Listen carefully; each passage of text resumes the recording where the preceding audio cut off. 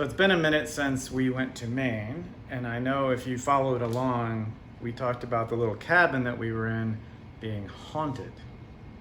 We did not know that, even though when we got there at the beginning, it was like, this is, strange vibe, but it wasn't threatening, it wasn't frightening, it wasn't disconcerting, it just had a little bit of a weird vibe, and we just chalked it off because it was a new place, a new town, a new state that have you ever been to Maine? Yes. I had never been to Maine. And it was a little kind of secluded cabin on a lake. It was really cool. But we found out it was haunted by looking at the guest book one day. It poured. We had a torrential downpour one entire day while we were there. So we were just sitting around the house. We didn't watch TV or anything like that. We had books to read. We had our phones, so we were updating Facebook and Instagram and things. And Mary sat down with the guest book and was just flipping through, reading about people's adventures in the little cabin that we were in.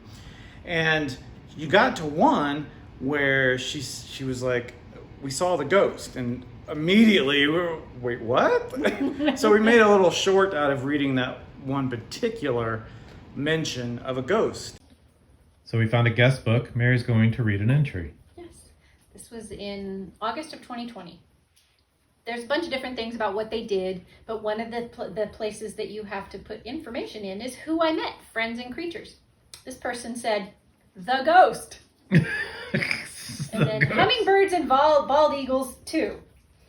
And then down in favorite moments, special highlights, swinging on the hammock, playing games, being with friends, the pizza place, seeing a ghost. Seeing a ghost. So, but they didn't share anything else about it. That's it. I want to know more about this ghost. I want to know more about the ghost.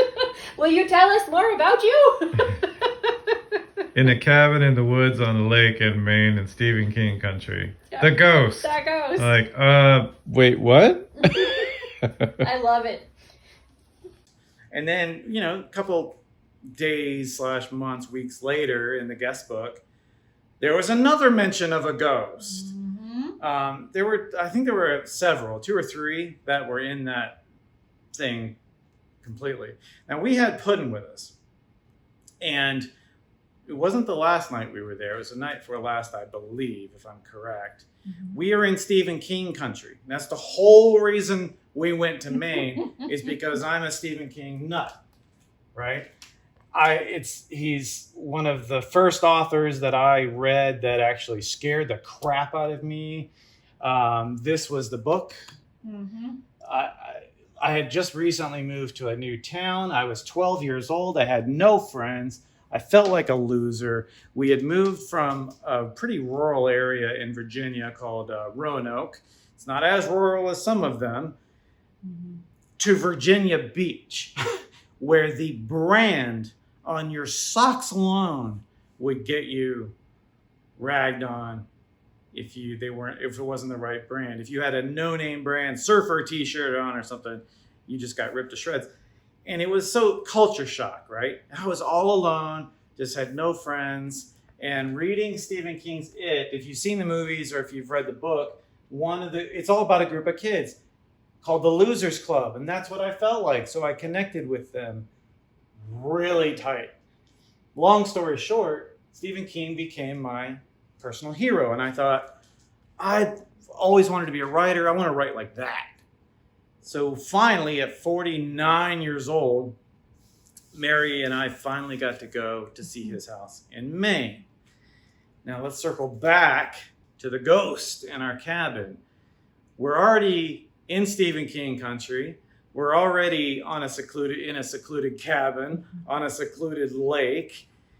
And we found out that the little cabin that we're in, people are seeing and hearing a ghost, right?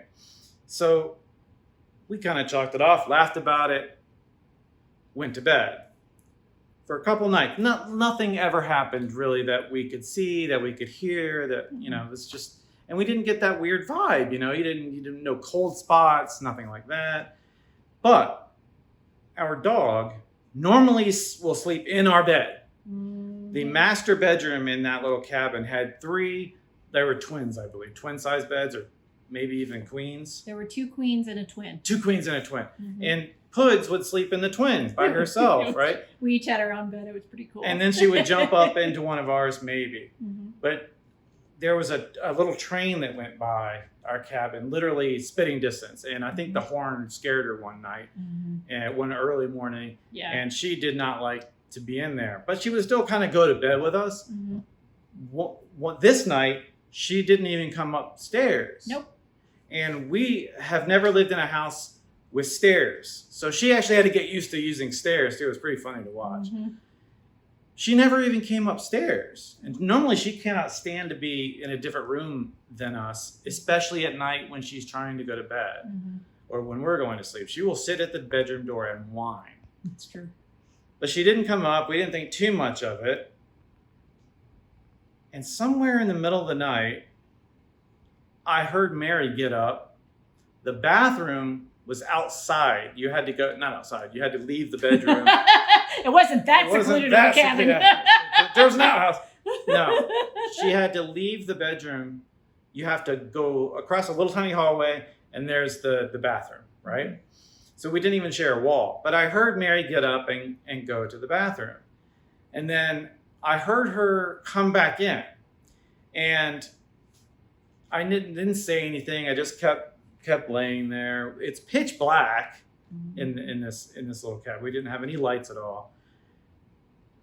And I heard Mary walk over to the side of my bed. So I thought, oh, she's going to get into my little bed for a little while and snuggle. So I was expecting that. And I feel this on the side of the bed. You know, when somebody stands over you and they maybe put their hands on the bed like that, that's what I felt.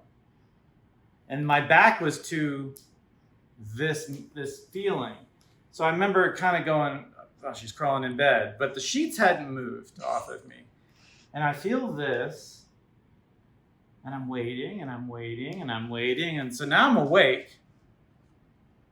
And I start to roll over to be like, do you want to, move my sheet? Do you want to get in bed? And I hear Mary snore. Like 8 feet from me in the other bed. I hear Mary snore. And as soon as she snored, I'm like, eyes fully wide open now, heart starting to race. I'm starting to roll over like, what the hell is going on? Is somebody in the house? And this happens. The bed literally does that. Now I fly over. I look and I'm like, and I remember just not moving and reaching, and I was going to turn on the light, but I couldn't fumble around with the light. I remember I just grabbed my phone and I held it up and just was like, what the fuck was that? What the hell was that? And then I thought, I must have dreamed all of that. You ever dream something and you feel the bed kind of move, or like somebody sits on the bed? I've had that happen a couple times. Yeah. But I was awake. I was definitely wide awake through all of it. I didn't hear whoever it was leave. I felt for sure the bed like somebody lean over, like they were looking at me. And that was kind of it. I got up. Mary's softly snoring in the other bed. Thank you for that. That's very sweet. Those... She's not like sawing logs or anything, but I know she's over there. I know Puddin's not in the other bed. I get up, I go into the bathroom. I'm kind of like the hairs on my arm were standing up. I've had that like chill, You ever feel like you're being watched or being looked at? You can tell that little sixth sense of, I just feel like a little awkward. So I remember saying out loud, not enough to wake Mary up, please don't jump out and scare us. We love your little cabin. This is great. Thank you for letting us stay here. Please be cool. And then I turned off the light. I let my eyes adjust for a second. Walked back into the bedroom. Got in bed. I'm laying there like, oh my God, that was the weirdest thing. I can't wait to tell Mary that in the morning. And then I remembered my mother had a very, very similar experience that she told us about when we were adults. My grandparents, my mother's house, bordered a huge cemetery in Princeton, West Virginia. You can look it up. It's gigantic. It's Memorial Gardens, I think is what it's called. It literally backed up to it. And that was our playground. So my mother grew up in that house, and the story that she had of a ghost was she thought her mom walked into hers and her sister's bedroom, stood over her bed, kind of leaned down. This is where it was a little different. Yeah. She put her hand, she thought it was her mom again. And so she was staying asleep. Put her hand on my mom's boob. That's why my mom remembers it so much. Mm-hmm. And she was like, that's really weird. And then she left. And apparently her sister, my aunt, asked her the next day, did you see the ghost? Ooh. And I'm sitting there, I'm laying in bed thinking about that story. And I'm like, oh my God. That was so weird. It didn't touch me or anything like that. Mm-hmm. And I will admit that it could have just been all in my head. I don't think it was. Could have been an overactive imagination. I am a writer. Yeah. I have written some somewhat scary books, kind of, not really, but about ghosts and goblins and vampires and things like that. So my imagination was kind of going nuts. Mm-hmm. And I kind of would chalked it off to that a little just so I could go to sleep. Went to bed, told Mary about it in the morning. We had a big laugh about it, big chuckle. And that was it. There was nothing else that happened. And I remember we posting about it on Facebook, and I hadn't told the story yet. Mm-hmm. So I remembered in the last couple of weeks, I'm like, we really got to tell that story. And I was going to type it all up, but it'd be that long. So I figured we'd just do a little video, get it out there. But that was our ghost experience in a little haunted cabin in Stephen King country in the middle of Maine. So yeah, pretty weird, pretty creepy. And that's it. So sorry it took so long to tell the story.